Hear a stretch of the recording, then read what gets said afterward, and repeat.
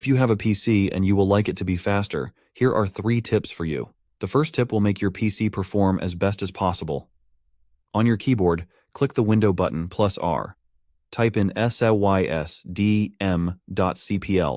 and click OK. Then click on Advance. Under Performance, click on Settings. Then change this to adjust for best performance. The second tip will assign more processors to your PC.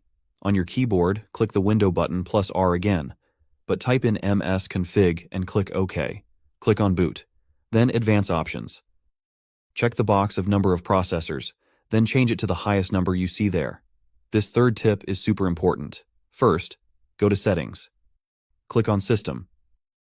Then click on Display. Scroll down and click on Graphics. Then change default graphic settings.